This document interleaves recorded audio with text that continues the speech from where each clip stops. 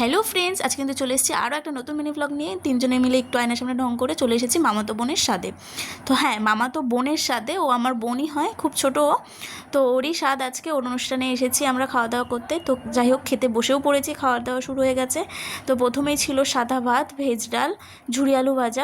ডাল লেবু দিয়ে ঝুরি আলু ভাজা দিয়ে খাওয়ার পর কিন্তু খাচ্ছি ভোলা মাছের ঝাল দিয়ে। তো আমার বোনের পাতের ভোলা মাছটা আমি ওকে একটু দেখাতে বলছি, ও টান দিয়ে ছিঁড়েই ফেলেছে মাছটাকে। তো তারপরে এই মামি বলছে আমাকে দেখা, আমি একটু ভোলা মাছের মাথা কাছে ওটা দেখিয়ে দিই।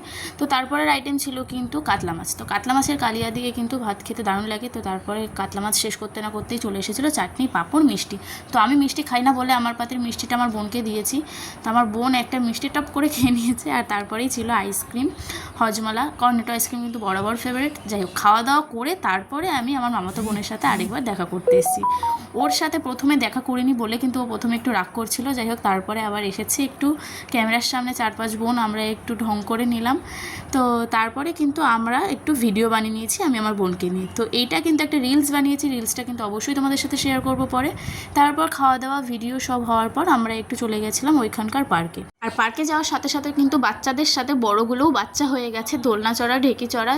তো আজকের ভিডিওটা এখানেই, কেমন লাগলো অবশ্যই একটা লাইক কমেন্ট করে জানিও। দেখা হচ্ছে নেক্সট ভিডিও।